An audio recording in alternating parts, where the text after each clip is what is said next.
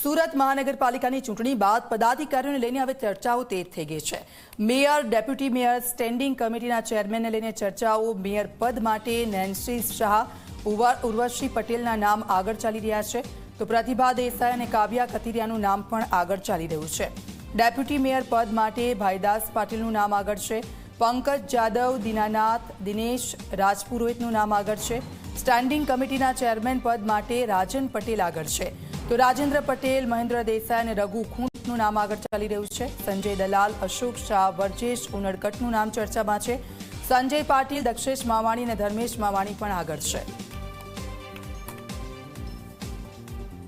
ચેતન અમારી સાથે લાઈવ જોડાઈ ગયા છે। ચેતન, ચૂંટણીઓ પતી અને હવે કોણ મેયર બનશે, સ્ટેન્ડિંગ કમિટીના ચેરમેનનું પદ કોને મળશે, તેને લઈને ચર્ચાઓ ચાલી રહી છે અને કેટલાક નામો પણ આગળ ચાલી રહ્યા છે। શું ચર્ચાઓ છે ત્યાં?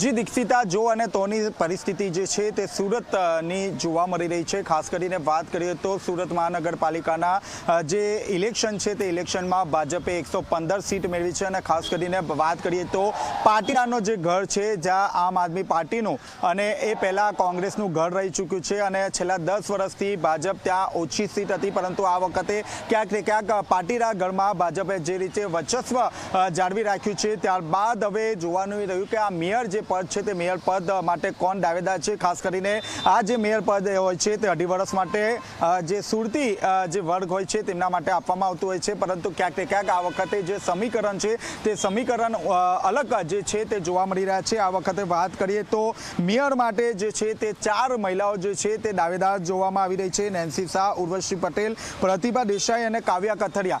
કાવ્યા કથિરિયા એટલા માટે હું કહી રહ્યો છું કે પાટીદાર વર્ગ છે અને ખાસ કરીને આ વખતે તમામ જે વોર્ડ છે સિવાય વોર્ડ નંબર 17 ને છોડીને તમામ જે વોર્ડ છે તેમાં ભાજપે જંગી બહુમતીથી લીડ મેળવી હતી અને તમામ જે ઉમેદવારો છે તેમની ભવ્ય જીત થઈ છે। કાવ્યા કથિરિયાની વાત કરીએ તો સૌથી વધુ જે વોર્ડ છે તે વોર્ડ પણ તેને મળ્યા છે। આ ઉપરાંત ડેપ્યુટી મેયરની વાત કરીએ તો ભાઈદાસ પાટીલ, પંકજ જાદવ, દીનાનાથ અને દિનેશ રાજપુરોહિત, આ તમામ એવા નામો છે જેઓ ડેપ્યુટી મેયરની રેસમાં ચાલી રહ્યા છે, પરંતુ બીજી તરફ જો મેયરમાં મહિલાને કયા પાટીદાર વર્ગને આપે છે કે સુરતી પટેલ આપે છે, તેના પર જે સમીકરણો છે તે સમીકરણો જોવા મળશે। આ સમીકરણોના આધારે ડેપ્યુટી મેયર અને સ્ટેન્ડિંગ કમિટી ચેરમેન કોને બનાવવા તે અંગે મહત્વનો નિર્ણય કરવામાં આવશે, જેમાં ખાસ કરીને હાલમાં રાજન પટેલ, મહેન્દ્ર દેસાઈ, રઘુ ખૂંટ, સંજય દલાલ, અશોક શાહ, વર્જેશ ઉનડકટ, સંજય પાટીલ, દક્ષેશ માવાણી અને ધર્મેશ બાલાડા, આ તમામ જે નામો છે તે સ્ટેન્ડિંગ કમિટી માટે ચાલી રહ્યા છે। ત્યારે બીજી તરફ વાત કરીએ તો શાસક પક્ષના નેતા, ખાસ કરીને